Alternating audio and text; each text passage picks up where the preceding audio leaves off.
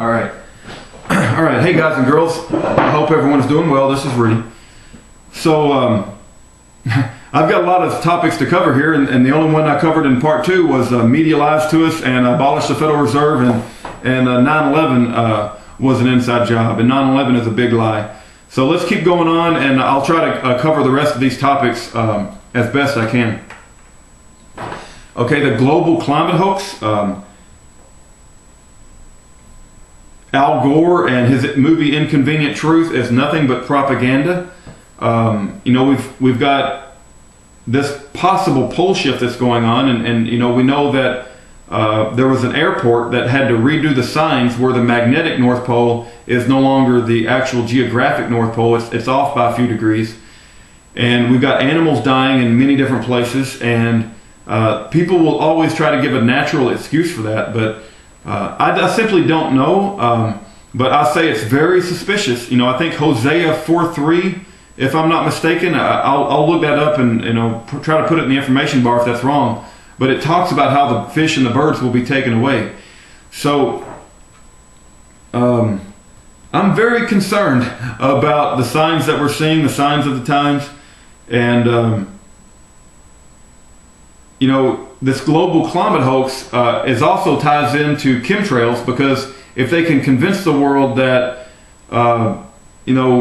the Earth is heating up by man-made carbon dioxide, then they can also justify spraying all this aluminum, barium, strontium in the air. Who knows what else they might be spraying? They could be spraying some sort of other kinds of chemicals to try to control the population as well. So it doesn't take a rocket scientist to look up in the sky and to know there's something terribly wrong.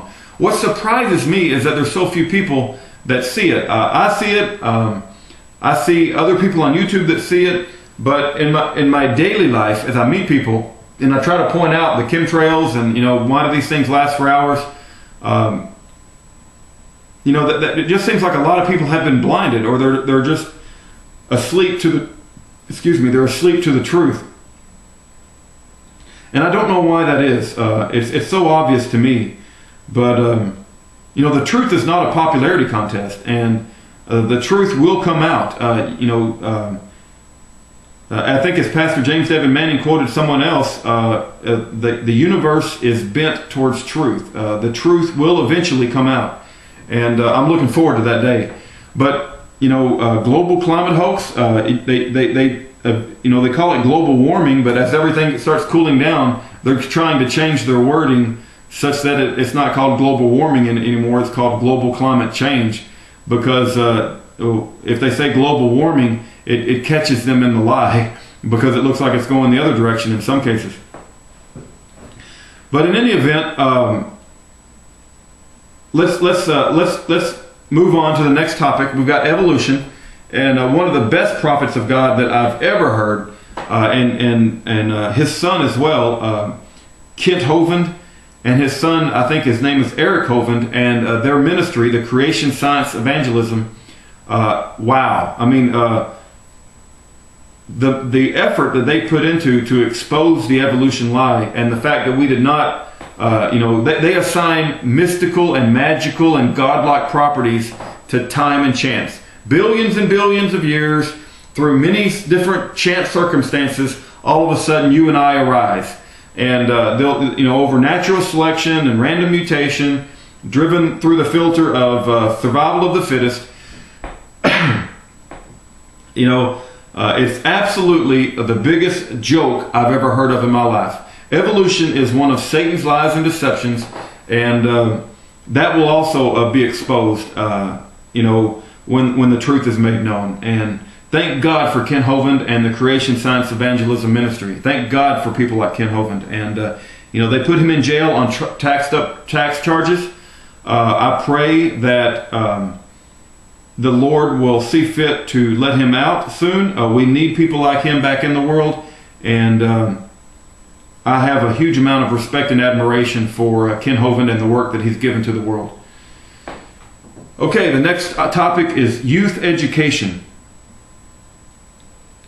So if one of the things that I've heard about is if you wanted to control a society and you looked at all the different elements that make up a society, what would you control? What would you pick to control? And you got like hospitals, you got your fire department, your police department, your universities, your libraries, your television stations, your military, your government entities, the water and utilities, right? So you got all these different things that make up a society. If you wanted to control a society, what would you pick to have the most influence of it? And that is your education, your universities. If you can control how young people are being taught and what they're being taught, and control the propaganda that gets into the universities, then you'll have a better chance at controlling all of society over a period of time. And that's exactly what the New World Order has done. They have gotten control of the universities, and they're teaching, they're rewriting history. If you don't believe me, look up a video Norman Dodd gave to G. Edward Griffin before he died. And it talks about the Rockefeller Center and how the New World Order has taken over various media establishments, and also taken over various universities and history teachers. You may think I'm out there and that I'm completely insane, but you need to watch the full interview with G. Edward Griffin and Norman Dodd. I forget the name of it right now. I can't think of the name of it, but just search on Norman Dodd, G. Edward Griffin, and the name of it is on the tip of my tongue, but I just can't think of it. But in any event, it will tell you their strategy on controlling the minds of the youth. And Hitler did the same thing with the youth in Hitler Youth, and Mao did in Chairman Mao. So it's a strategy that's been used throughout history, and they're using it in America, and we need to be aware of that. So the next topic I'll go on to is the records of Obama. That man should not be president. He is not president, and he sealed up his records as one of the very first actions that he did. He spent over $2 million in concealing his long-form birth certificate. Terry Lakin worked for over 18 months through his local chain of command just to simply have the long-form birth certificate released, but Obama will never release it. And so you have to ask yourself why.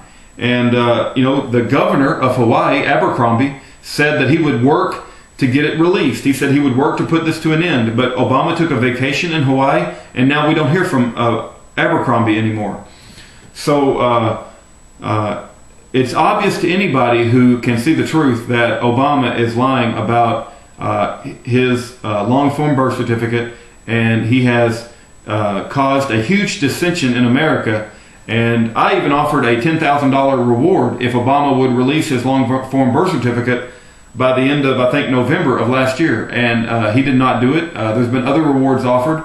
And anybody who just has any common sense whatsoever knows that Obama is hiding something.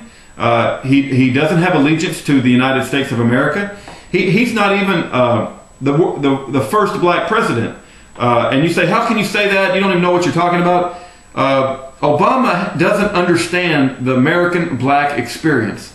Obama wasn't raised as an American black. He doesn't have that experience in his head. He was raised in Indonesia, and it's just I don't know. Hold on just a second.